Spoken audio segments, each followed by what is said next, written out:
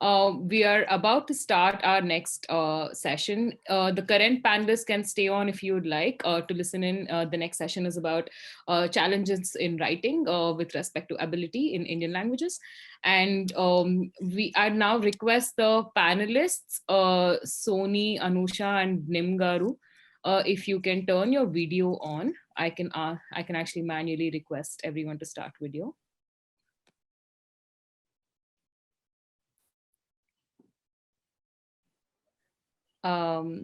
నిమ్ గారు ఒక్కసారి మీరు మీ వీడియో ఆన్ చేయగలరా? Perfect.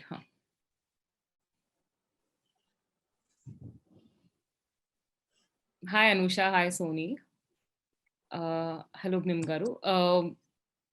Can everybody hear us? Like, are we audible? Yes, I think Sony is muted. Sony is muted. Sony is muted. Sony is not muted. No. Sony, can you see? I think you can hear me. Yeah, we can hear you. నిమ్ గారు మీరు కనిపించట్లేదు. So if you మీరు కొంచెం వీడియోని కెమెరాని straight చేయగలరా? మేము వినిపిస్తున్నామా? Don't think he can hear us. Yoshita, could you call him once and see if he can hear us? నిమ్ గారు మేము మాట్లాడేది వినిపిస్తుందా? I just wanted to thank Sony. Sony, thank you very much. Ashwini here. Thank you, Ashwini. Yeah, my video is not working, so you can't see me. My host has stopped my video, but thank you, the way you responded, and I'm very delighted. I'm grateful to you, Sony. Thank you. You can't see me, unfortunately, it's muted, my video. Anyway, you know me. Thank you very much.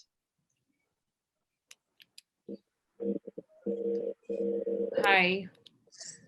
Yoshita, if you can just call Nimgaru once, and then I can start introducing the session. And this session is going to have live translation, which I'm going to do myself. So the structure would be slightly different from the previous sessions. Yes. So we will be translating everything Nimgaru says. We'll be translating from Telugu to English, and I'll do it in the order. And I'm having some questions that I'll be dividing among the panelists, and some questions are common for everybody. Now the camera is straight. Nim garu, mem matlade vinpistonda? It's connecting audio. Okay, I can't see anybody. Hello, Nim garu, mem matlade vinpistonda? Hello. Okay, so I am just going to start the session with introduction to the session, and then I'll move on to introductions of the panelists, and after that I will start asking questions, and some of the questions that will go towards Nimgaru will be also translated into Telugu, and whatever he says will be translated back into English. So a little bit about the session that we are going to start today. It is, the way I see it, conversations about challenges in writing. Frequently, literature makes villains out of individuals with disability, and they are relegated to the margins. More and more physically challenged writers have reclaimed this literal space through their writing or art, with their experiences and identities in the focus. Our panel today consists of a wide range of panelists of different age groups who have shaped their own narratives and given voices to their characters in this space. We have with us artist and writer Nim, poet Soni Somarajan, and Anusha Mishra from the Revival Disability magazine, as they share their perspectives with us. Before I begin this session, I would actually like to apologize in advance for anything that may sound ignorant or insensitive in the current context of discussion and representation. Another thing is, like I mentioned earlier, I will be moderating the session, and my primary role will be just asking questions to the panelists and translating Nimgaru's answers from Telugu to English. He, I think, is still trying to connect audio. I'm going to try again. Nimgaru, me మాట్లాడేది వినిపిస్తుందా? Okay, మీరు ఒకసారి నేను అడిగిన తర్వాత మీరు unmute కూడా నేను మిమ్మల్ని అన్మ్యూట్ చేస్తాను. నేను ప్రతిసారి ప్రశ్న అడిగినప్పుడు దాన్ని ఇంగ్లీష్లో తెలుగులోకి ట్రాన్స్లేట్ చేసి మిమ్మల్ని అడుగుతాను. మీరు ఆన్సర్ చెప్పిన తర్వాత నేను ట్రాన్స్లేట్ చేస్తాను. మీరు అన్మ్యూట్ చేసుకోవాలండి మిమ్మల్ని. Okay. Sorry for that. So we'll get back to, I'm just going to quickly introduce our panelists today. So Bnim is author, cartoonist, poet, and lyricist, screenplay writer, and a qualified Ayurvedic doctor who doesn't actually practice right now. His full name is Bamiridipalli Narasimha Murthy, and his pen name is Nim. He's also a prominent creative personality in Hyderabad. He scripts ballets based on social and mythological themes. Apart from writing and cartooning for television, he has also lent his work to Telugu films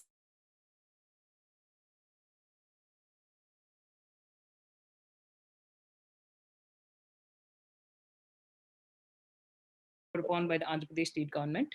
Our next panelist is Soni Somarajan. Soni is a poet, copywriter, editor, and content consultant living in Thiruvananthapuram. His work has featured in News India, the Northeast Review, among other publications. He's the alumni of the University of Iowa's IWP Advanced Poetry Seminar. Soni is the creative head at the Quarantine Train. First Contact, his debut collection of poetry, was published in 2020. Thank you for joining us, Soni. Our next panelist is Anusha Mishra. Anusha is a student of Lady Shriram College.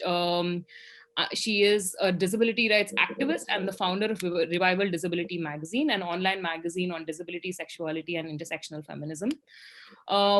Thank you so much, all three of you, for joining us today for what we hope to be an extremely enriching conversation. And as I mentioned earlier, I have a few leading questions for each one of you. And the first question that I'm going to ask is actually for all three of you. So the way we do this is I'll read out the question and I'll quickly read that question in Telugu for Blim Garu also, and then we can take turns answering that. Will that do? All right, thank you so much. So the first question is, how has your living experience with your ability shaped your worldview? How do you think it made you look at the world differently, a world formed and written by able-bodied people? నిమ్ గారు, ఇదే ప్రశ్న నేను మీకు తెలుగులో మారుస్తున్నాను. మీ శారీరక సామర్థ్యం సాయంతో జీవించడం మీ జీవన దృక్పథాన్ని ఎలా ఏ విధంగా ప్రభావితం చేసింది? మామూలు మనుషులు నిర్దేశించే ఈ ప్రపంచంలో మీ మీ మీ వరల్డ్ వ్యూ ఎట్లా షేప్ అయింది? Yeah, anybody can take that question. Soni, if you could take that question first.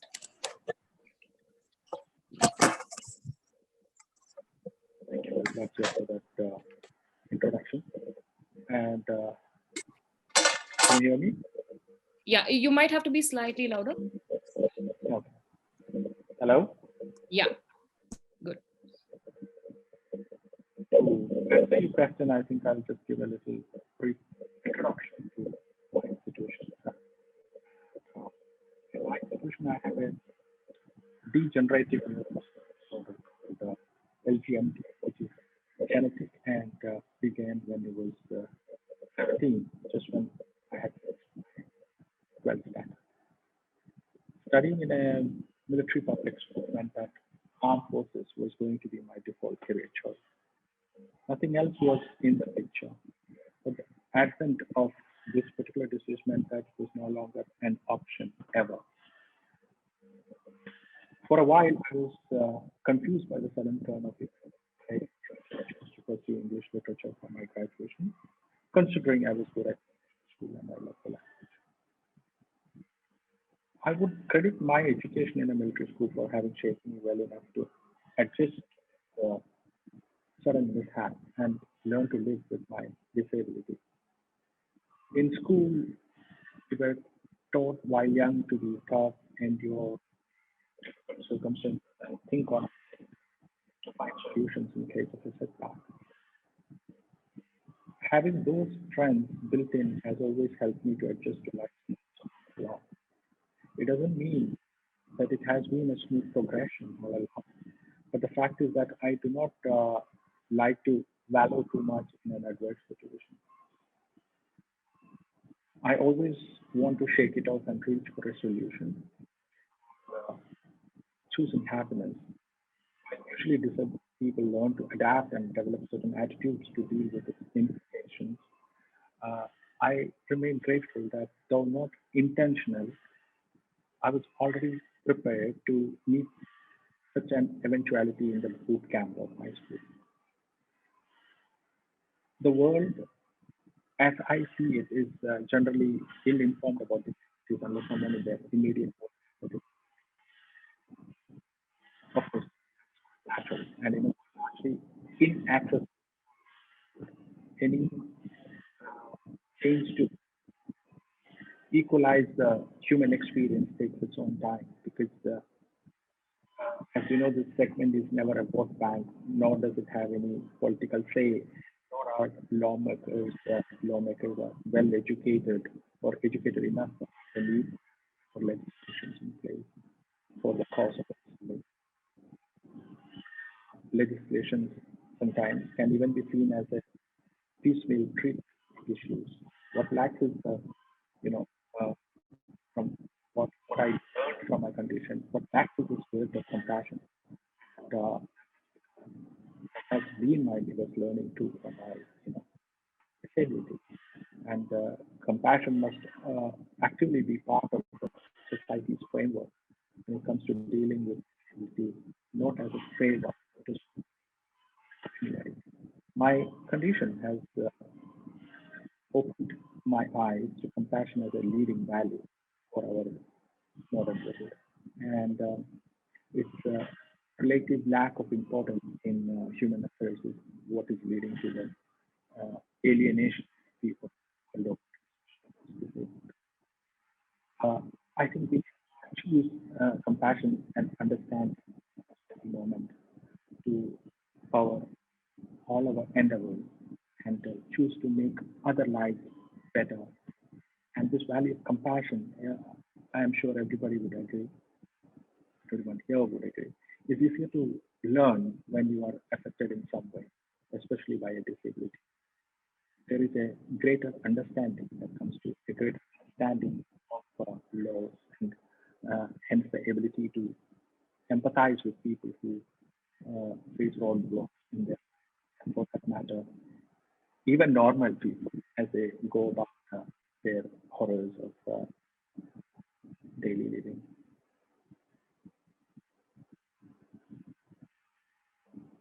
Thank you so much, Soni. I think some of the words that you gave were extremely positive, and thank you for saying what you did. If I could, Nimgaru, if you could take meeri question prasna ki jawab cheptara? Yeah, meer koncham unmute chesukovalandi mimmali. Ha. Okay ఇప్పుడు మాట్లాడితే నేను translate చేస్తాను తర్వాత. Okay. First point ఏంటంటే నాకు handicapped certificate లేదు. నాకు అసలు నేను హ్యాండిక్యాప్డ్ అనే ఫీలింగే నాకు లేకుండా మా తల్లిదండ్రులు నన్ను పెంచారు. నాకు అన్నిటికన్నా పొగరు ఎక్కువ.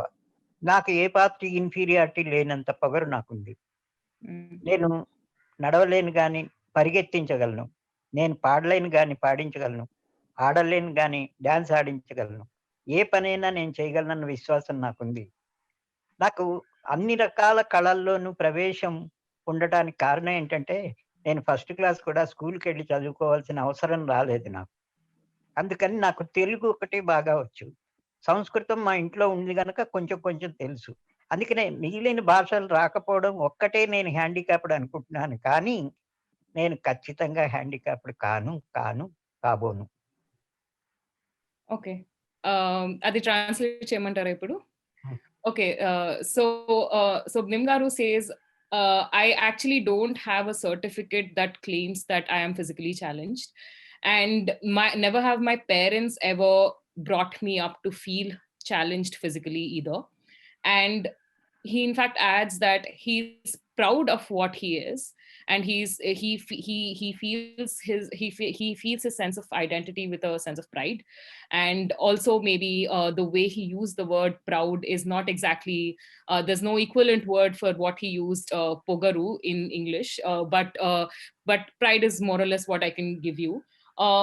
He said something extremely artistic, which he said, I cannot walk but I can run, I cannot probably play but I think I can make people dance. And then he says because he has had so many avenues to do so many things, he also says that he's gotten to learn a lot way back in school, even though he did not really go to school formally. And then he adds that the only probable reason why he could consider himself handicapped is because he cannot speak many other languages other than Telugu and Sanskrit. That is probably the only reason where he thinks he is not able like the rest of the people are. Thank you so much for that insight, Nimgaru. Thank you. And I will come back to you. Meeku, మీ దగ్గరికి మళ్ళీ వస్తాను ప్రశ్నతో. Anusha, if you're around and you could take the same question. Yes. Yeah, Lasa, can I switch off my video because the Sure. internet is really bad. Definitely, Okay. yeah, sure. Okay. Yeah. Okay. So this is something that I wrote recently, about growing up in an able-bodied world and the various nuances of acceptance and healing as a disabled woman in an able-bodied world. So, yeah, I'm just starting. It is no secret that we grow up lonely and lost in a world which has stairs rather than ramps, where disability is immediately attached to something inspirational and something that is placed on a pedestal that is in itself inaccessible. We grow up with able-bodied classmates and otherness in their eyes. They can't help but treat us differently. We grow up being excluded from conversation about dating, sex, all the bases, PG-13 stuff. We grew up with able-bodied ideals of competition, productivity, time, and independence. So looking back at my school days, I went to a school which had able-bodied students. I never really met anyone who was physically disabled like me. So as a result, looking back, the various subjects I studied psychology, which was related to able-bodied ideals. I studied literature, which showed an able-bodied Rosalind and Orlando falling in love. My maths teacher would make me draw straight lines, would insist that I drew straight lines. When I have a disabled left hand, so I find it difficult to draw straight lines, and that is completely okay. So I guess it took a lot of years. It took like 21 years, a lot of time for me to finally accept myself and, love curved lines. And yeah, it was definitely not easy. There was a lot of self-loathing and hatred as a result of my social environment. And also it took me a long time to accept my curvy, crooked fingers, my disabled fingers, and take pride in my disabled experience, because we grew up in an environment which tells us to quickly hide our crooked and bent fingers under our coats, and our environment that tells us that it is unattractive and hideous to be disabled. We grew up with fairy tales where only witches have crooked teeth, crooked fingers, crooked legs. We are often told that these are undesirable traits for a woman to possess. So an example is that during college, my first year of college, I had this rule. I couldn't walk with my crutch while wearing a dress because that wasn't feminine enough. Because the media I had grown up consuming has certain ideas of feminism. A lady should be able-bodied, tall, fair, and yeah, and also like what we are taught to sit up straight or to keep our posture straight. And some disabilities, we aren't able to sit up straight. Yeah. So I think the very foundation of what we are taught, the very foundation of it is ableist. So unlearning and relearning from that has been quite a process. And yeah, the product is Revival Disability Magazine. So yeah, that's what I wanted to say. Thank you so much, Anusha. That was extremely insightful, and I love some of the points you make. Thanks for shedding light on them.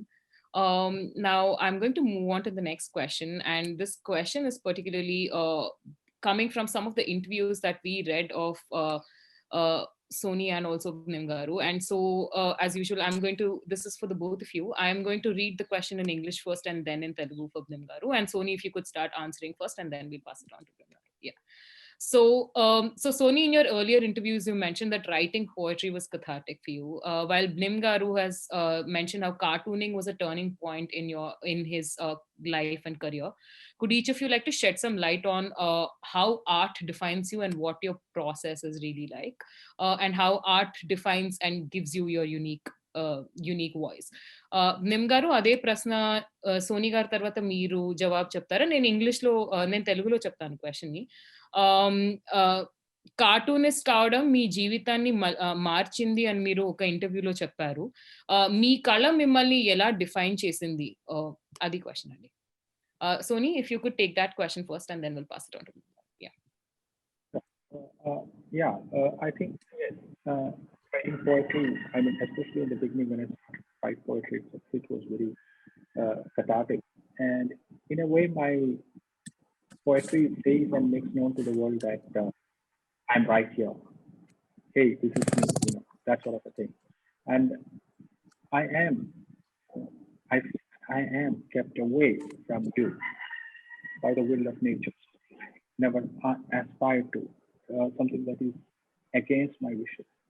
And my poetry is my way of saying hello to you. And in that, I must speak of myself in so many ways. What is the world that I live in? What is it to be like me? And the dreams I have, and my art is rather a narrative, a poetic narrative of my experiences, my memories, the things my emotions about so many aspects of this world, and the trauma of my disability included. In a challenging world, there is a good reason for values to be healthier still. It is not necessary that you should be swept away by the forces of modernity. You can make a choice to be yourself and not become what you call a cookie cutter version of humans as the industry of the world. And you can choose which should be more than words and be an actual agent of change, working diligently. I mean, working diligently through my poetry to bring newness, to this world, and sounding different and singing different. So self-belief, what happens is most often the first casualty at the altar of what you would call conformity. So when you have fought all your life to be present here, to be counted as different as you are to the normal world, why not let my kind of poetry reflect that, become more than the beauty of a simple choice of words. Yeah, thank you so much, Soni. That was a great answer. Nimgaru, if మీరు జవాబు చెప్పగలరా? Yeah. కార్టూనింగ్ okay, yeah వినిపిస్తోందండి, చెప్పండి. కార్టూనింగ్ నాకు చాలా important, నా కళలన్నింటికీ కూడా చాలా ఉపయోగపడింది, చాలా గొప్పగా ఉపయోగపడింది. ఎందుకంటే సెన్స్ ఆఫ్ హ్యూమర్ అనేది నాకు ఉండటం మూలాన్ని, కార్టూనింగ్ మూలాన్నే నాకు బాగా డెవలప్ అయింది. అసలు ఉండేది కార్టూనింగ్. నేను బాపు రమణల శిష్యుణ్ణి. రమణ గారు కామెడీ రైటర్ అని, బాపు గారు మంచి కార్టూనిస్ట్ అని అందరికీ తెలుసున్న విషయమే. వాళ్ళిద్దరికీ నేను ప్రియ శిష్యుణ్ణి అయ్యాను. వాళ్ళు నాకు అప్పుడు ఒకటి చెప్పేవాళ్ళు అన్నమాట, ఏదైనా చమత్కారం ఉండాలి, ఏదైనా అన్ని హాస్యమే కాదు కార్టూన్ అంటే, ఒక చమత్కారం అవ్వచ్చు, ఒక క్రిటిసిజం అవ్వచ్చు, ఒక కరెక్ట్ డైమెన్షన్ చూపడం అవ్వచ్చు. కార్టూనిస్ట్ కి చాలా కోణాలు ఉంటాయి చూడడానికి. నేను పాట రాసిన ఒక చిన్న చమత్కారం పెడతా, ఒక డైలాగ్ రాసిన, నేను కామెడీ సీరియల్ రైటర్ గా నాకు 4 సార్లు నంది అవార్డు కూడా వచ్చింది. కేవలం ఏంటంటే ఆ కార్టూనింగ్ దృక్పథం, ఆ మాట పైకి మాట్లాడేది ఒకటి, మనసులో ఒకటి ఉంటుంది ఏ మనిషికైనా. కార్టూనిస్ట్ ఆ రెండో మనిషిని కాగితం మీద పెడతాడు, మొదటి మనిషి వాడు ఉంటాడు. ఆ సెన్స్ ఆఫ్ హ్యూమర్ అనేది కార్టూనిస్ట్ ప్రధాన లక్ష్యం. అది నాకు ఏ కళలో అయినా, నేను ఇప్పుడు డాన్స్ బ్యాలేలు రాస్తాను, కూచిపూడి క్లాసికల్ డాన్స్ బ్యాలెట్స్, దాంట్లో వాడతాను, డైలాగ్ వెర్షన్ లో వాడతాను. ఆ తర్వాత ఏదైనా ఎవరితోనైనా చెప్తున్నప్పుడు కూడా స్ట్రైట్ అవే చెప్పకుండా కొంచెం వ్యంగ్యంగా, కొంచెం సటైరికల్ గా, కొంచెం చమత్కారంగా చెప్తే అవతల వాడికి బాగా బుర్రకు పట్టుకుంటుంది. స్ట్రైట్ అవే నువ్వు వెళ్ళి కాఫీ పొడంతే అండం కన్నా టీ పొడం మాత్రం తేకే కాఫీ పొడమే అని చెప్పామనుకోండి, టీ పొడం మాత్రం తేకే అండంతో కాఫీ పొడం తేవాలని క్లియర్ గా అర్థమవుతుంది వాడికి రెండోసారి చెప్పడం వల్ల. అట్లా ఉంటుందన్నమాట. అందుకని కార్టూనిస్ట్ కి చాలా ఎక్కువ విస్తృతమైన ఆలోచన పరిధి ఉంటుంది. దాన్ని తన మిగిలిన కళల్లో ఇంప్రవైజ్ చేయడానికి చాలా గొప్పగా వినియోగపడుతుంది. సరిపోతుందా? సరిపోతుంది. నాకు కొంచెం టైం పడుతుంది ట్రాన్స్లేషన్. సో మీకు ఇంకా ఆన్సర్ ఉంటే మీరు నేను ట్రాన్స్లేట్ చేసిన తర్వాత చెప్పగలరు. Okay. Yeah. Okay. So that was a very good answer. So I'm going to try my best to translate that. So I think the essence of what he tried to say is that the cornerstone of the qualities that a cartoonist needs to possess is actually a sense of humor.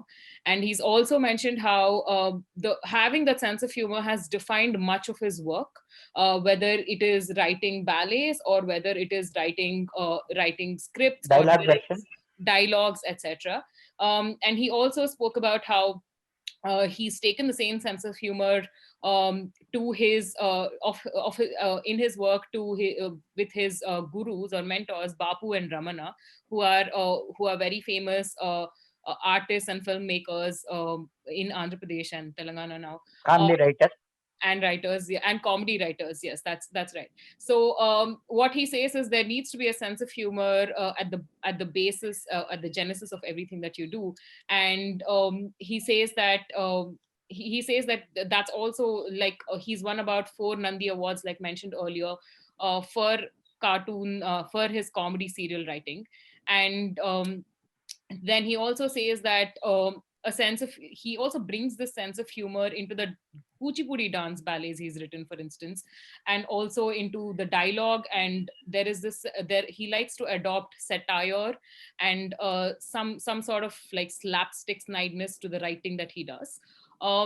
And for instance, he gave an example of how he likes to say things is, if you have to say to somebody something as simple as bring me coffee, if you tell them that for the first time, they might just not take it as seriously as if you go tell them the second time that, hey, listen, don't bring me tea, definitely bring me coffee, right? So that's this kind of style he tries to adopt. And he again emphasizes that I think for his art, sense of humor lies really at the heart of it. Antinabnim garu inkemana yes. Okay, thank you so much.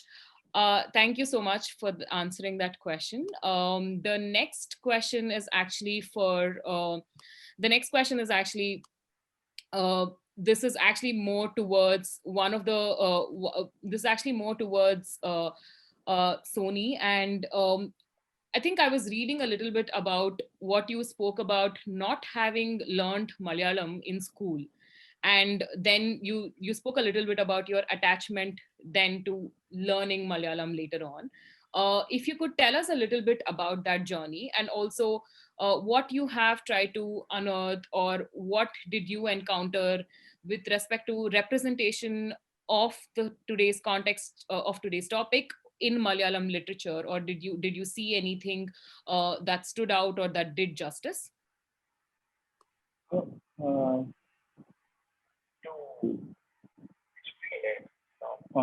Of course, I mean, because I was an Air Force kid, I was not exposed to the sense of learning at an early age. I was Kendriya Vidyalaya,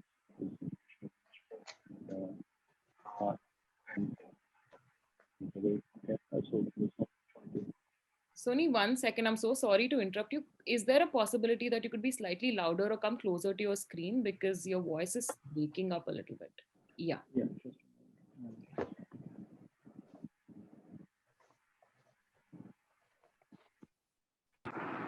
is it clear? Much clearer. Yeah. Much clearer. Yeah. Yeah. So, like I said,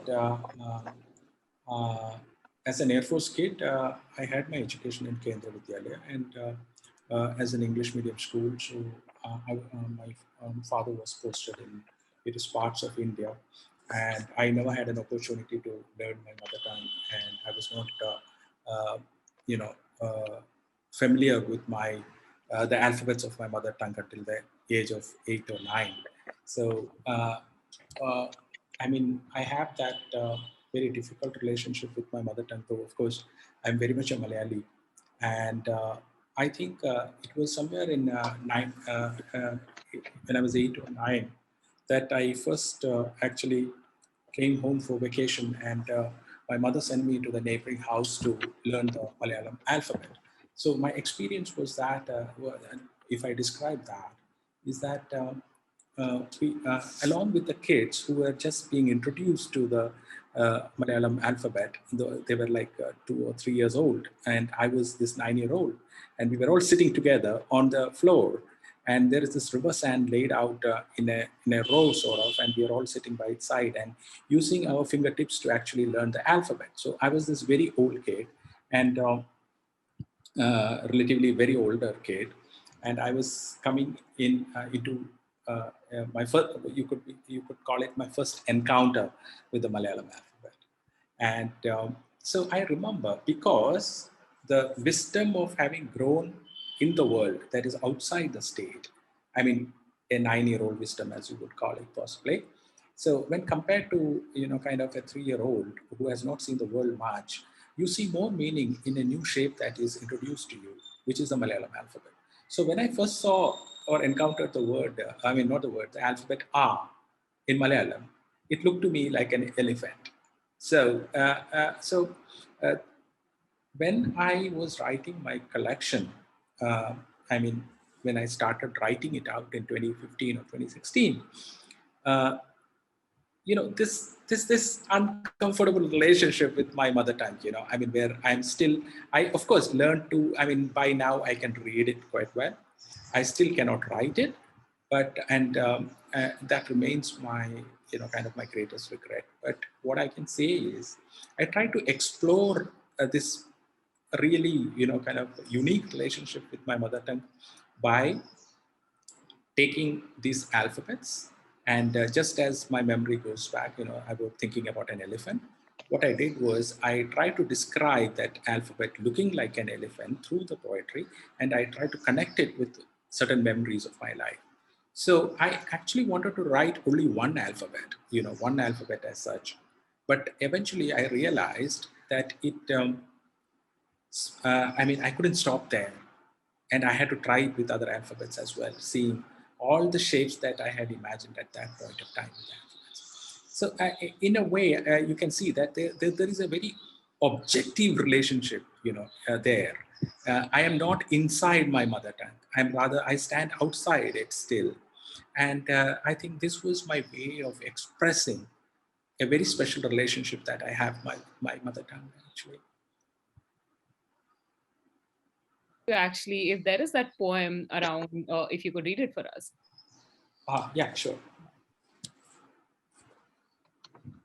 That series of poems that is for various alphabets actually came to be called together as Learning Malayalam. Okay. Yeah, and it appears in my collection.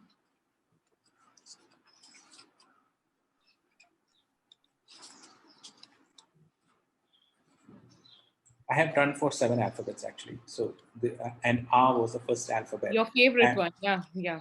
So I'll go with it, which supposedly looks like an elephant. So on the layer of sand that my forefinger parts, the curvaceous overture begins to reveal an elephant in the line drawing. I taste succulent jungle grass. Say if I held the shell of the first alphabet close to my ear, would it be a tribute to the mammal's memory? Something I need to embark on a journey of language. Thank you so much. Thank you, Soni.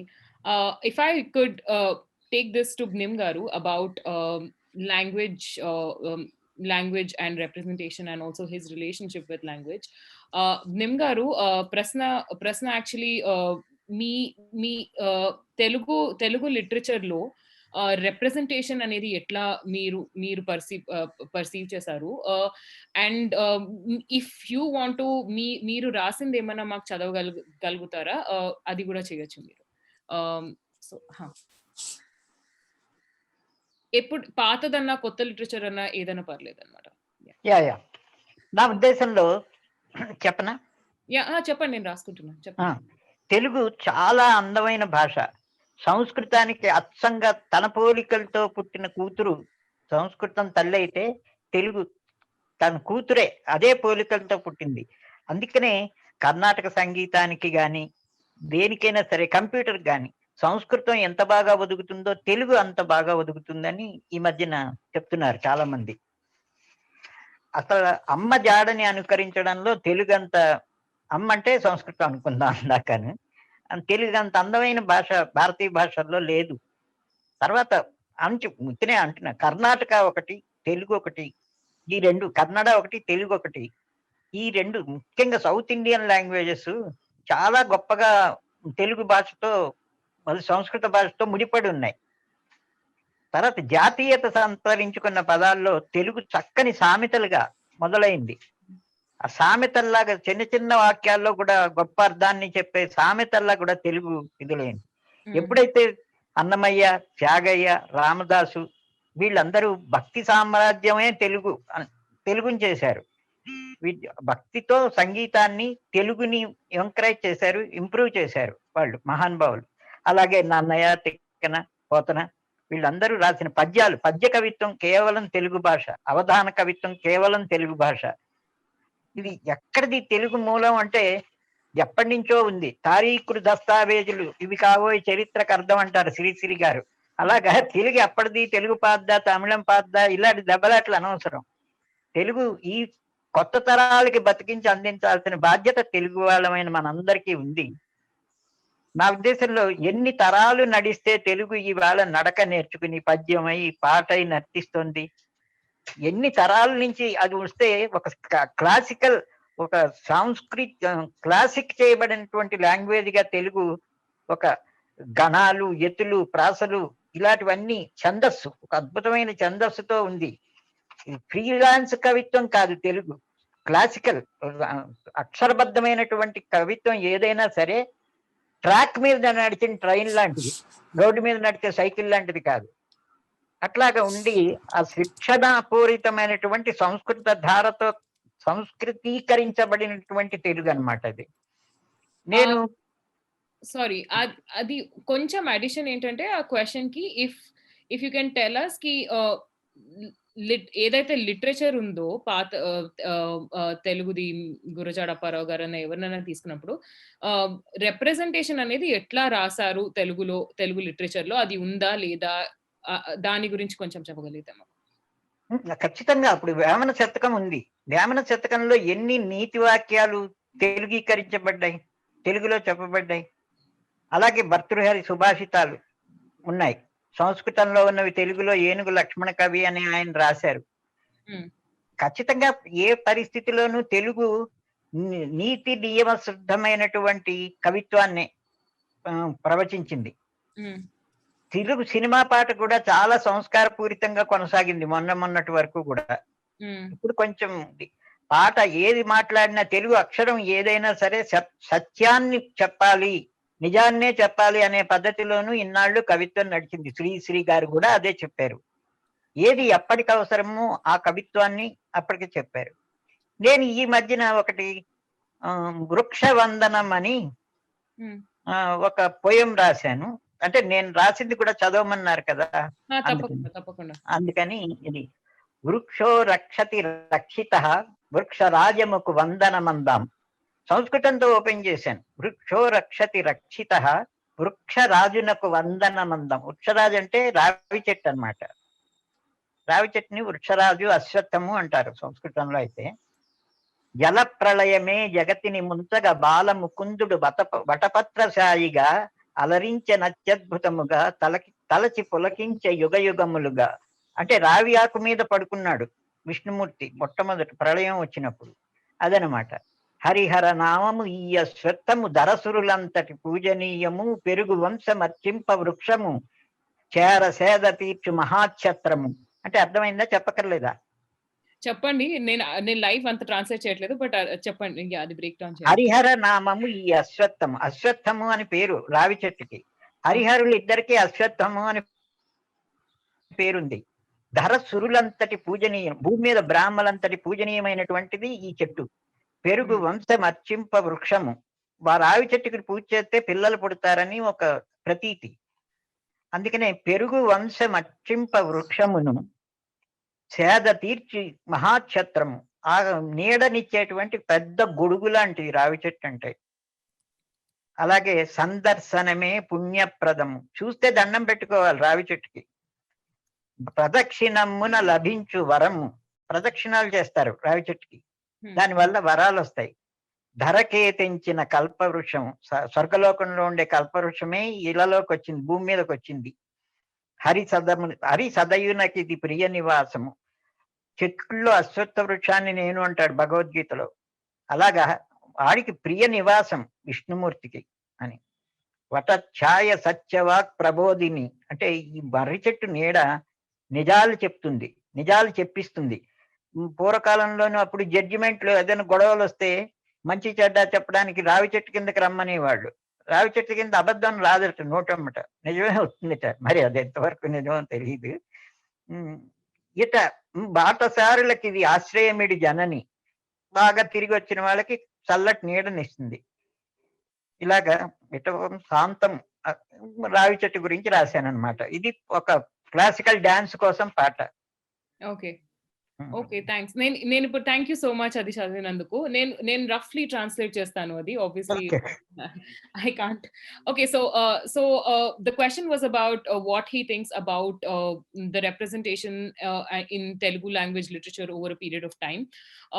He started off, I'm going to give a gist of the answer that he gave because it was rather long. So he started off by talking about how Telugu language by itself is a beautiful language because it's considered the daughter of Sanskrit, and that's precisely why a lot of Carnatic music also pulls whether it is Tyagaraja or Ramadasu or Annamaya. Lot of stalwarts in Carnatic music have all sung in Telugu or written in Telugu.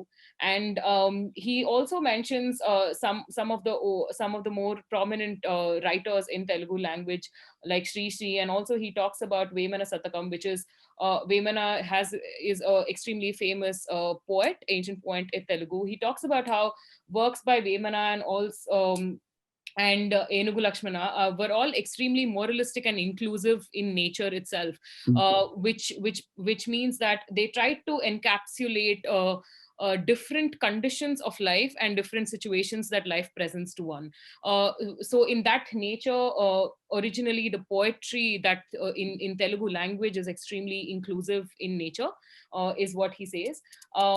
And then he talks about how even the lyrics that went into Telugu cinema have been kind of inclusive with respect to, I think he's mentioning the black and white cinema because right now maybe they're not as inclusive as they used to be, whereas if you can think of the generation where Mahanati and those movies came, like the movies of the 60s and 70s, because a lot of Telugu movies in those days were essentially mythological writings.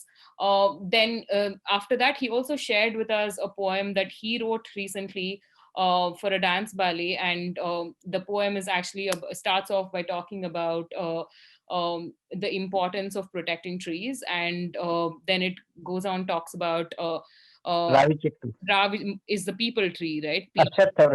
Yes, people tree, and how people interact with it and how language interacts with it, among other things. We can make the poetry available to you later. And my next questions actually towards towards Anusha, and quickly after that, we're actually also slightly running out of time. We're sorry for this session stretching a little bit. Anusha, if you're around. Yeah, I'm here. Okay, so I wanted to ask you briefly about your relationship with literature and how you perceive what was your experience reading, and did you get to read anything Indian language related, and how did that shape your understanding of Okay. Yeah. Okay. So uh before I start the answer, so like I really feel like after I came to the forefront and I started writing about a disabled woman's experiences in a new city, the little intricacies and the nuances of it. A lot of my disabled friends who are women also want to come forward and write. So I would like to think of these accounts of disabled women in different circumstances and different situations in life as an archival documents, archival essays, because they've never really been written about or mentioned about, and there's always been a very shallow response to especially women and disability, whether it is in media, in books. To an extent, there have been non-disabled writers writing about the lived experiences of disabled characters. Disabled characters are mostly used, just as a prop to the main able-bodied character. And a disabled character is meant to be alone only in like a movie, for example, or and I've seen this trope a lot, like the sick girl trope. So in books, there's this certain trope that kind of reflects and shows the disabled girl as in need of saving, like she's a damsel in distress, like she's very fragile, and like for example, The Fault in Our Stars, right? And so I would say I haven't really read any certain piece of literature on the plight of disabled characters. Also, I wasn't really exposed to disability studies growing up. Like we requested to have the psychology of disability in our course curriculum, but no one was there to teach it, for example. So it's like confined to a margin. But yeah, I did grow up in a bookstore, and I like with books around me growing up. They taught me ways of dissent, ways of living. They taught me knowledge of different abilities, and they really helped me in unlearning. And if you have any such book in mind, I would really like it if you could recommend me, like for disabilities in Indian literature, because yeah. Okay. So I'm actually going to request everybody here, including the panelists and the attendees, to drop in your recommendations in the chat box if you know any books that represent disability properly. And actually, the next question is actually one of the more crucial questions of this discussion, where we are trying to discover, or rather unearth, how disability or the ability challenge has been written in Indian literature over the centuries. I'm saying centuries because we are going to dig deep into how mythological characters that really shape our perspective today have been written. So I'd first direct this question to Nimgaru, and then Sonia and Anusha can take over afterwards. Is that all right? Yeah. Okay, great. So the question is, I'm going to first read it in English and then take it to Telugu. So this is for Brimgaru, it is, you cover a lot of mythological and social characters. You've also spoken about being inspired by Bapu Ramna earlier. What is your take on characters such as Shakuni in Mahabharata or Mandara in Ramayana, and the genesis of the word Vikalang and its treatment over the years? If you could run us through your take on the characters with disabilities and their portrayals in Indian literature across centuries. నిమ్గారు ఆ ప్రశ్న నేను మీకు తెలుగులో చదవమంటారా? Okay. మీరు mute మీద ఉన్నారండి, మీరు unmute చేసుకోవాలి. So I'm just gonna read the question out for him in Telugu. మీ రచనల్లో మీరు చాలా పౌరాణిక సామాజిక పాత్రల గురించి రాస్తుంటారు. బాపు రమణలు మీ ఇన్స్పిరేషన్ అని కూడా చెప్పారు. మహాభారతంలో శకుని, రామాయణంలో మందర వంటి పాత్రలపై మీ అభిప్రాయం ఏమిటి? వికలాంగుడు అనే పదంపై మీ అభిప్రాయం ఏంటి? ఇంకా కొన్ని సంవత్సరాలుగా, ఇంకా సెంచరీస్ గా ఆ పదం వాడిన వివిధ రకాలపై మీ అభిప్రాయం చెప్పగలరా? అండ్ బేసికలీ అనేక శతాబ్దులుగా రాసిన క్యారెక్టర్స్ గురించి కొంచెం మైథాలజీ నుంచి తర్వాత ఆ నెగటివ్ షేడ్ ఏదైతే వేస్తారో డిజేబుల్డ్ క్యారెక్టర్స్ కి మైథాలజీలో, దాని గురించి కొంచెం చెప్తారా? మీరు మిమ్మల్ని అన్మ్యూట్ చేసుకోవాలండి.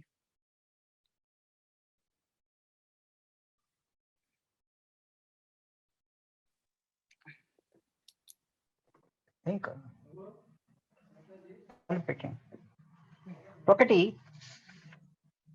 నేను మాట్లాడినా? చెప్పండి. వికృత మనస్తత్వమే వికలాంగతత్వం. వికలాంగుడు అంటే ఒక హ్యాండిక్యాప్డ్ అనే కాదు, మెంటల్లీ హ్యాండిక్యాప్డ్ కూడా కాదు, క్రూయల్ మెంటాలిటీ గలవాడు వికలాంగుడు అని. ఈ క్రూయల్ మెంటాలిటీ కన్నా ఇక్కడ వికలాంగుడు అని ఇప్పుడు మీరు చెప్పారు ఇందాక, చెడ్డ పాత్రలన్నీ వికలాంగుల్ని పెట్టారా అని. అది కాదు. శకుని అసలు హ్యాండిక్యాప్డ్ కాదండి, వికృత మనస్తత్వమే తప్ప భారతంలో శకుని ఎప్పుడు హ్యాండిక్యాప్డ్ కాదు. ఒక సీరియల్లోనో ఒక సినిమాలోనో వాడిని అలా ట్రీట్ చేశారు. వాడి క్రూయాలిటీని బట్టి వాడికి వికలాంగత్వం అంటగట్టి కుంటిగా నడిపించారు. కానీ అసలు భారతంలో అలా లేదు. మందర ఉందంటే మందర మహాజ్ఞాని, తల్లిలా కైకని పెంచింది. లేకపోతే ఆవిడ తనకి చాలా ఇష్టమైన రాముణ్ణి అడవికి పంపేయమని ధైర్యం చేసి సాహసం చేసి చెప్పింది అంటే ఆవిడ తెలివితేటల మీద ఆవిడకి కైకకి ఎంత నమ్మకం ఉంది. ఒక గురు భావన ఉంది, ఒక తల్లి భావన ఉంది. అక్కడ వికలాంగులు ఆవిడ వికృత క్యారెక్టర్ కాదది. ఒక స్ట్రైట్ గా జరుగుతున్న ఓ పనిని పక్కదారి పట్టించాలి రాముడు మహానుభావుడు అవడానికి. రాముడు మహానుభావుడు అవడు అయోధ్యలోనే ఉంటే, అడవికి వెళ్ళాడు కనుక సీతను ఎత్తుకుపోయాడు కనుక. ఇక్కడ ఈవిడకి ఆ మేధస్సు, గూని ఉన్ని వికలాంగత్వం ఉంటే మేధస్సు మాత్రం అద్భుతమైన మేధస్సు అనమాట ఆవిడది. ఆవిడ ఒక అవయవం లోపం ఒక మనిషికి ఇంకొక అవయవాన్ని ఎక్కువ ఎక్స్ట్రీమ్ ఇది చేస్తుంది. లేకపోతే పుట్టింటి నుంచి దాసిగా తెచ్చుకుని గూనిదాన్ని తెచ్చుకోలేదు ఆవిడ, మహామేధావిని తెచ్చుకుంది. తల్లిలాగా సలహా ఇచ్చేదాన్ని తెచ్చుకుంది. ఒక హ్యాండిక్యాప్డ్ అనేది దానికి ఆ తెలివితేటలన్నీ బ్రెయిన్ లోకి వచ్చేసాయి. అందుకే రాముణ్ణి దేవుణ్ణి చేసిన వ్యక్తిగా మందరిని నేను డాన్స్ బ్యాలే రాశాను ఒకసారి. నేను ఇది మాత్రం ట్రాన్స్లేట్ చేసి మీరు మిగతా ప్రశ్న తర్వాత చెప్తారు, ఎందుకంటే ఇది చాలా రిచ్ గా ఉంది. So for those watching us, I think the points that he made were extremely rich. So I'm going to translate in bits so I don't miss out whatever he's saying. Okay. So just translating the bit that he said right now is the word Viklang is the genesis of it. If you look at the Sanskrit genesis of it, or how it gets into Hindi or Telugu or other languages. Correct. So it's basically, he's breaking that down into Vikruta Manastatvam, which means a cruelty within you. Or a cruelty of mind, like a cruel person, right? That's what the word breaks down to. And over a period of time, that has been assigned to disability. So it has become Vikruta Manasatvam has become Vikalangudu by a different genesis of it, or a Viklang. But the genesis really goes back to calling that individual an individual with a cruel personality. And then he points out, since I asked him the question about one of the most prominent, what we think is a disabled character in Indian literature in the Mahabharata, Shakuni, I asked him about Shakuni, to which he says, Shakuni was never written as a physically challenged character in the Mahabharata at all. In fact, he is supposed to be a cruel character, which is exactly why somebody who at some stage adopted the Mahabharata into writing or into screen or into play has given him a handicap to showcase the cruelty. And it just caught on. That's exactly what he's trying to say about Shakuni's character, that the character was originally in the Mahabharata never written as a physically disabled character at all. Then he speaks about Mandara, the character who has a hunchback in the Ramayana. Mandara is supposed to be the character who has advised Kaikeyi, who's who's Dasarada's other wife, Bharata's mother. Mandara is the character is actually considered, if you flip the narrative and look at it, it's actually considered an extremely a genius of a woman. And some narratives, in fact one of which he's also written, considers Mandara a kingmaker, rather, if that's a loose translation to what he said, which basically says that Mandara is who convinces or tries to persuade Kaikeyi to go ask Rama to be banished to the forest for 14 years. The explanation to this is, had Rama not gone out to the forest for 14 years, he would have not been considered, he wouldn't have had that story of greatness that he does right now. So Mandara is rather, actually, while she comes with a hunchback, she's actually a genius, and that's why Kaikeyi has actually brought her, because if you look at how the Ramayana describes the relationship between Kaikeyi and Rama, Kaikeyi is supposed to be extremely close to, extremely fond of Rama before. That's what I got till now. Nimgaru, if you can, Meeru continue చేయగలరా answer? Yeah. తర్వాత ఇతను ధృతరాష్ట్రుడు ఉన్నాడు. ధృతరాష్ట్రుడు నిజానికి గుడ్డివాడు, కానీ వాడికి ఆ శక్తి అంతా, కళ్ళ శక్తి అంతా ఒంటి శక్తిగా మారిపోయింది.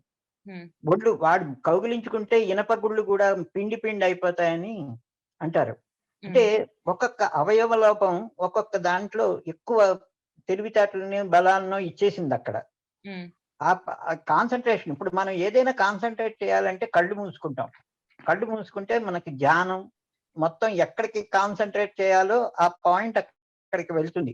చుట్టూతా దృశ్యాలు చూస్తుంటే డైవర్షన్స్ వస్తాయి. అలాగా అతనికి కళ్ళు మూసేసి శక్తి బలానికి ఇచ్చాడు. తర్వాత అతని వ్యామోహం ఏంటి? పుత్ర వ్యామోహం. అది గుడ్డితనమే. ధర్మాన్ని చూడలేకపోవడం గుడ్డితనం, నిజాన్ని చూడలేకపోవడం గుడ్డితనం. అందుకని సింబాలైజ్ చేసి ఆయనకి కళ్ళు పోగొట్టేసేనా ఉండాలి రైటర్. అది నిజం కాకపోతే, రైటర్స్ వర్క్ అయితే. సో అలాగే ఇంకా కుబ్జ అని భాగవతంలో క్యారెక్టర్ ఉంటుంది. ఆవిడ నిజానికి కురూపే, గౌని ఉంటుంది ఆవిడకి. ఆవిడ మహాభక్తురాలు. కృష్ణుడికి రోడ్డు మీద సెంటు రాసి ఆతిథ్యం ఇచ్చి అందగత్తెగా మారిపోయింది. అంటే మరి గూనెది గుడ్డిది అయినప్పుడు ఆవిడ దుర్మార్గురాలు ఎందుకు చేయలేదు? ఆ క్యారెక్టర్ ని మంచి క్యారెక్టర్ చేశాడు, మహాభక్తురాలు క్యారెక్టర్ ని చేశాడు భాగవతంలో వ్యాస మహర్షి. అలాగే ఒకటి ఏంటంటే, ధర్మరాజు, అదే భీముడు ఉన్నాడు, మహాబలవంతుడు, గొప్ప ఇది. దుర్యోధనుడు కూడా ఈక్వల్. దుర్యోధనుడిలో దుష్టత్వం ఉంది, భీముడిలో లేదే. అందుకని వాడికి వీడికి హ్యాండిక్యాపిడిజం లేదు. వాడు ఫిజికల్ ఇది కాదు. దుర్మార్గం అనేది బ్రెయిన్ లో ఉంటుంది, గూనెతనంలోనో గుడ్డితనంలోనో కుంటితనంలోనో ఉండదు. అది బ్రెయిన్ లో ఉంటుంది. వాళ్ళే వికృత మనస్తత్వాలే వికలాంగులు అని అనుకోవచ్చు అన్నమాట మనం. ఇంకొకటి, ఎప్పుడు కూడా పురాణాలు సింపతి కోసమో దేనికోసమో హ్యాండిక్యాప్డ్ ని చేయలేదు ఎవరిని. అది వాళ్ళ మనస్తత్వాలు ఒకలాగా ఒక్కొక్క రకంగా ప్రతిఫలిస్తే ఒక్కొక్కసారి అలా జరిగిందేమో. కానీ రావణాసురుడు ఉన్నాడు. రావణాసురుడిని చూసి అహో రూపం అహో తేజం అని రాముడి పార్టీ వాళ్ళే మెచ్చుకుంటారు ఆయన్ని. Mm. మరి ఎంత దుర్మార్గుడు రావణాసురుడు, వాడి క్రూయల్, వాడంత క్రూయల్ లేడు. వాడినే ఎంత గొప్ప రూపం, ఎంత గొప్ప అందం అని, ఎంత గొప్ప తేజస్సు అని రాముడి పార్టీ, ఎక్స్ పార్టీ వాళ్ళు మెచ్చుకున్నారు. అందుకని హ్యాండిక్యాప్డిజం బ్యాడ్ క్యారెక్టర్ కి సింబలైజ్ ఎప్పుడు జరగదు. Okay. So me oka chinna clarification andi, what you're trying to say is adi bad character ni symbolize cheyaledu, కానీ what you're saying is ulta jarigindi అని అంటున్నారు. కొన్ని అలా జరిగి ఉండొచ్చు. ఉన్నాయి కాబట్టి ఉల్టా రాశారు అంతే. Okay, got it. So Thomas Alva Edison ఉన్నాడు, ఆయన పుట్టి చెవిడు వాడు. ఆయన చెవుల వల్ల ఏమైంది, ఈ దిక్కుమాలినవన్నీ వినకుండా, చెత్తవన్నీ చెవిలో దూరకుండా ఆయన కాన్సన్ట్రేషన్ బ్రెయిన్ ఏదో ఆయన పని చేసుకున్నాడు. ఆయన గొప్ప సైంటిస్ట్ అయ్యాడు, థామస్ అల్వా ఎడిసన్. అంతకన్నా గొప్ప విశేషం లేదు కదా. Right. All right. Thank you so much. I'm going to translate that quickly also. Meanwhile, I know we are running out of time, and we have one quick question around the panel. So if anybody has any questions for the panelists, please drop them in the Q&A box. Getting back to translating what Nimgaru has just said, and after I finish the translation, I'll take this question to Soni and Anusha as well. So continuing from the conversation that he spoke about Mandara, he points out another popular character with some sort of physical challenge, Dhritarashtra from the Mahabharata, and talks about how the fact that he was visually challenged, actually it is said that it kind of transcended into him having extreme physical strength, and that actually helped him meditate much higher. And then he says that his weakness was primarily being okay with everything wrong that his sons were doing. He was probably blind. In other words, he was not seeing truth and justice in the acts that were happening around him, which is the other word for using that is blindness. That's probably why when writers wrote him, they gave him blindness as a characteristic. Then he goes on to talk about Kubja in the Mahabharata, who is a disciple of Krishna, and points out how Kubja was written as an extremely positive character who was a huge disciple of Krishna. And then he questions why hasn't this character been painted badly. So what he's saying is not every character got the same kind of treatment, while some characters could have been painted negatively. Then he also talks about how I think the cruelty and wickedness is actually in the brain, not in the body. That's why sometimes when writing has been written, people have chosen to give different abilities or the lack thereof to characters. To give a counterpoint to this, he talks about characters like Ravana from Ramayana, and talks about how Ravana is also written as an extremely cruel character, but he is not given disability. While there is a lot of intersectionality involved in this, it says that maybe Nimgaru says that maybe everybody is not painted in a similar light. Then he also talks about then he gave the example of someone like Edison, who was born deaf and has had the capacity to put that concentration elsewhere, and as a non-mythological example.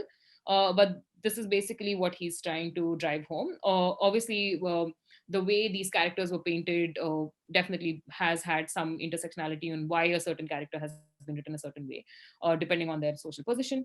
I would actually then take this to Soni and Anusha, if you want to add to this answer. Yeah, Soni. It's not just about history itself. I mean, if you look at writing in the present or in the contemporary context, you will see that even with film writing, you will see that there was this recent blockbuster in Telugu called Bahubali, and in which one of the characters has a withered hand, and he is also the one who is the evil mind behind the entire story. So again, I see the similar kind of stereotyping in Malayalam cinemas, which I saw recently. So I guess it is also, I think, writers also I choose that easy method of kind of creating a reaction in the viewer or in the reader. I mean, wherein anything that is unfamiliar to you is uncomfortable to you, and that kind of a trope can be used to kind of represent something like evil or something that is conniving or in any of those kind of context. So I feel that it is it probably was kind of in a less informed world as in history, wherein there was lesser consciousness about the disabled status of people and our acceptance of people on an equal terms because they were seen as lesser beings. So I mean, that sort of sense has still not gone away enough from people's minds, as we can see. And I think even in India today, even the government treats disabled people as second-rate citizens, because if you look at even the kind of elements they give to people who are disabled, if you hear the figure, it is outrageous. I mean, how can a disabled person look after himself or be independent at just 1,400 rupees a month? So I think the idea behind making a disabled person feel stronger is to give them the feeling that or give them the means which will enable them to kind of live on par with everybody else. And this seems to continue as we speak here today, and this is a gross injustice. So leave not just writing, but all narratives, contemporary narratives, even though we have become more accommodating and more informed, as is with most of the kind of segregations that happen either with women or everything, I think there is a long way to go. Yeah. And of all the people, the disabled people are the least strong to take up their own case. Thank you so much for that, Sony, and thanks for pointing it out, bringing it into contemporary cinema as well. So I think Nasar's character in Bahubali is actually inspired by Shakuni's. I kind of think that's where it's written from. But yeah, it's one after the other. The same ripple effect is going on. How would you expect that? I mean, it's happening in a modern movie. Yeah, that's exactly. Of course, the setting is mythological. But yeah, I mean, yeah, sure. Where do you break the process, right, of just that inspiration? Yeah. Right. Anusha, thank you so much for pointing those out. Anusha, yeah. Yeah, I definitely agree, because if you see, it's kind of the reaction out of the audience, right? And like the disabled character is always the enemy, always demonizing, opposite to the noble hero Amy Ronnie character. And like X-Men, Marvel, these are movies that have again demonized the disabled experience. And if you see Sholay, right, like they have again done that, and especially the I think the government is someone who has the largest influence, and they itself are using words like they are, right? So if you notice, the disabled experience of person with disabilities are always equated to something otherworldly, like something alien-like, right? Something which is not human. In fact, because the otherness is so much, and in fact they have like a word in I think in Paralympic vocabulary called super crypt.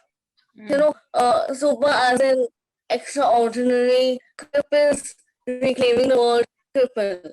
But in this case, super crypt is used as a derogatory term for inspirational porn, and the irony of the situation is that, as I was saying in my previous answers, they place us on a pedestal. A pedestal is so high that the pedestal itself is inaccessible. And on the other hand, they also alienate and exclude us, and in all ways possible. So yeah, that's what I wanted to say. Okay. Thank you so much, Anusha. Thank you so much for the answers, everybody. Now, I would like to quickly urge the audience, if anybody has any questions. There's one question that has come in. It says, what are the panelists' thoughts on mental disorders vis-a-vis mythologies and vis-a-vis mythologies, modern and ancient? So flipping that a little bit between how mental disorders were portrayed over a period of time. Anybody with whoever wants to take it, Anusha, Sony. I can't see Nimgar, but yeah.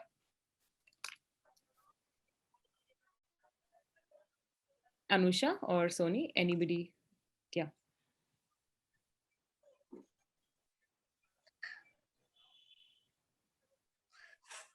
I think Sony will be more experienced to answer this. Sony, if you have anything to add, answer. Do you have anything to add to what are your thoughts on mental disorders in mythologies and modern ancient mythologies? Yeah.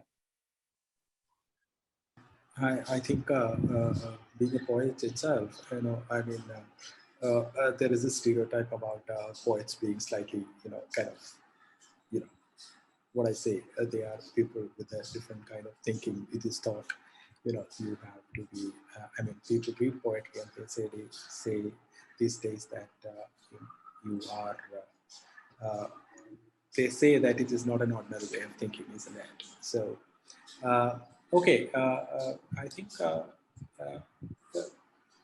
the issues are cannot be seen. I don't think they can be seen in isolation. I think whether they are physical, you know, I mean, when there's a physical deformity or a physical disability, it has a you know, mental aspect to it as well. Simply because when you have a disability, there is so much happening at the mind's level itself, and that itself is known to, you know, send you into connected a certain disability of the mind itself, you know, wherein one what do you call difficulty in your life contributes to difficulty in a totally different space itself within you, you know. So I think, and then when you look again at you know, I mean, when you look at mental issues, they also, you know, kind of contribute to you being dysfunctional in a lot of ways, you know, I mean, physically also dysfunctional in so many ways. So I guess even, you know, kind of a lot of people, I mean, they may seem normal to you, I mean, or by the popular definition or concept may appear, you know, normal to you, but there is a lot with the current world that makes you, you know, kind of not able to adjust to what you call normal.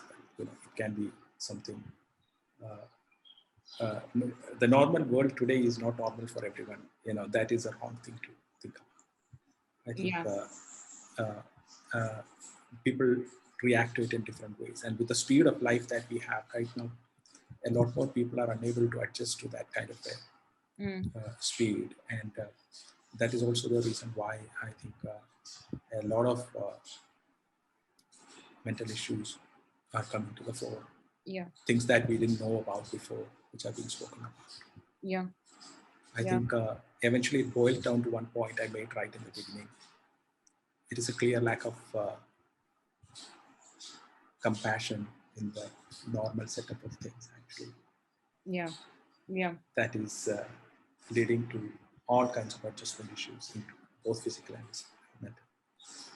Yeah, that thank you so much. That's such an important answer, actually. That was so that, yeah, the lack of compassion again, like, I think drives back to what you started with.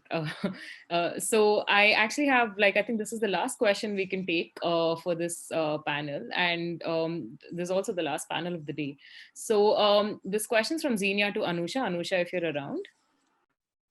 Yes. So the question is, what, according to you, are some tangible ways in which non-disabled folks can make space and pass over the mic when it comes to modern literature and writing?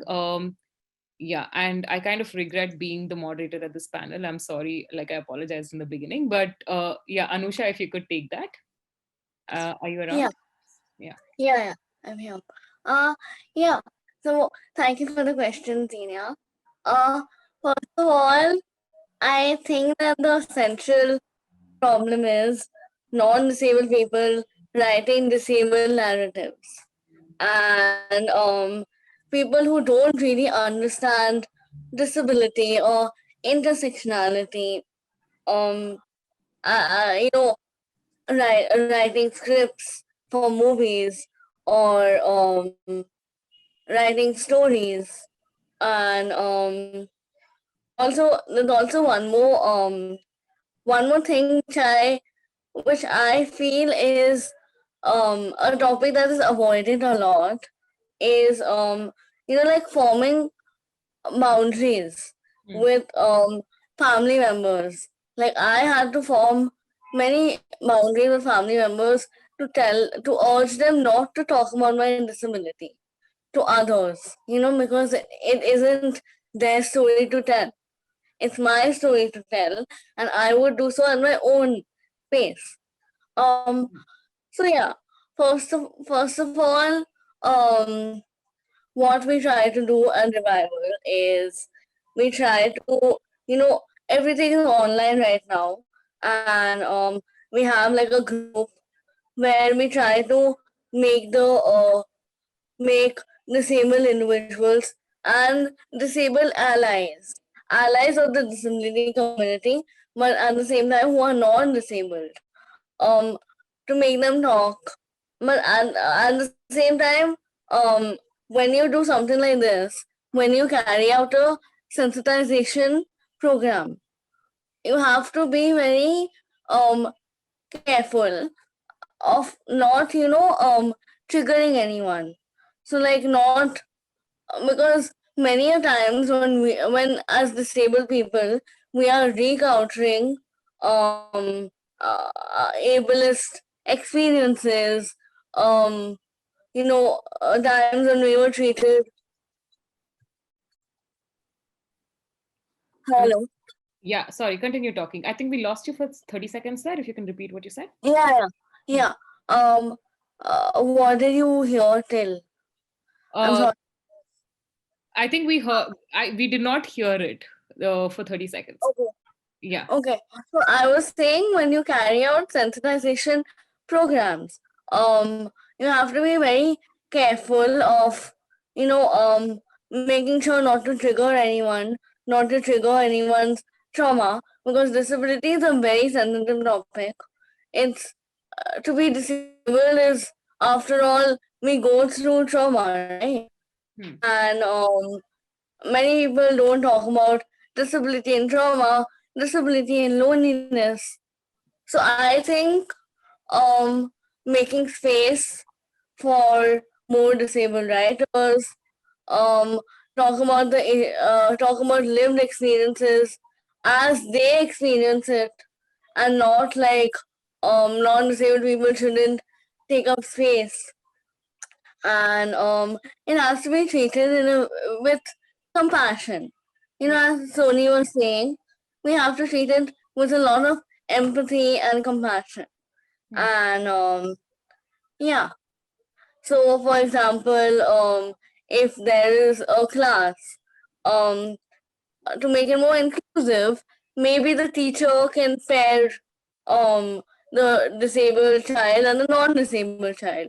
So, the main point I'm driving here is that to bridge the gap, the rickety gap between two communities, able-bodied and the disabled community. Also, I would also, my last point is that